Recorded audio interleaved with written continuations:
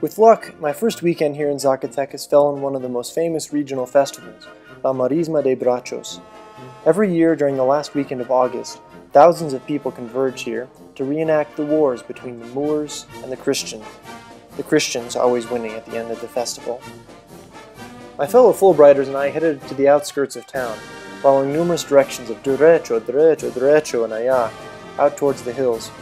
We knew we were on the right track as we started spotting participants dressed in power red pants and old-fashioned military boots. When we reached the festival grounds, we were stunned. As far as we could see, there were tents, makeshift stores, restaurants sprawled out across the hills. This was a Woodstock of war reenactments. The festival ground also doubled as the battlegrounds, where battalions of friends and family fought with cap guns, fireworks, cannons, and wooden scimitars. We were hoping to see a battle, but alas, they had finished fighting for the day and were busy barbecuing. At the grounds we saw numerous signs elaborating a strict dress code. No satin or glossy shirts, no colored shirts, no rings or belts. Our uniforms should bear correctly and attentively the best of Turkey. All our questions and doubts about the Turkish uniforms were to be answered the next morning at the parade.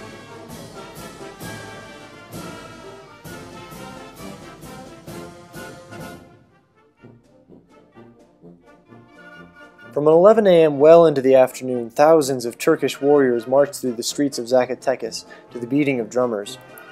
All the Turkish Moors carried food on their backs, vegetables, homemade bread, drinks.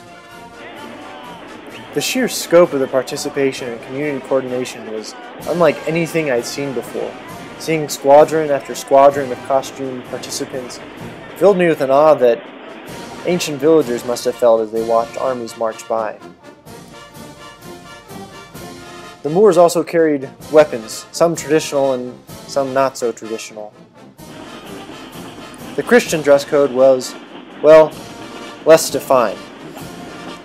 The costumes ranged from Spanish Civil War generals to World War I outfits to cavalry to medieval kings, and yes, even Disney princesses.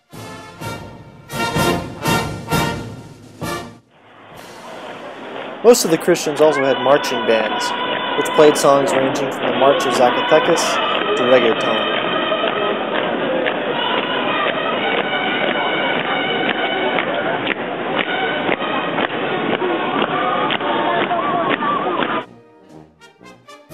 The Christian weapons also varied quite a bit, going from axes to battle axes to rifles, which were actually just cap guns.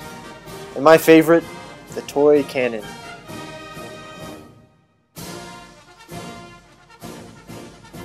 The parade was definitely a family affair, and we saw a lot of women and children marching, dressed in traditional and not so traditional attire. And I know you guys just want to see some cute kids, so here's your cute kid montage.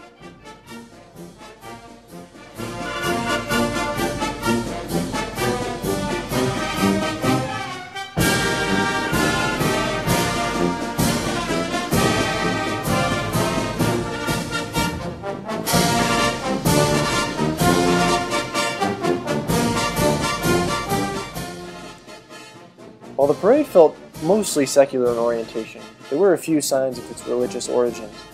We saw a few cross-bearers marching battalions, and a lot of religious icons.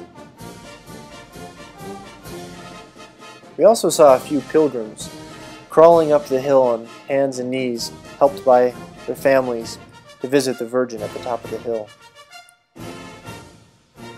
There are also signs and banners for the senior members of the group, and those who had recently died had banners and posters up on the hill near the battlegrounds, commemorating their service. La Morisma was an exciting welcome to the city for sure, and an astonishing reminder of the power of tradition to draw people together. Next week starts the National Fair here in Zacatecas, and after La Morisma, looking forward to more cultural surprises and experiences that can only be found here in Zacatecas City, Mexico.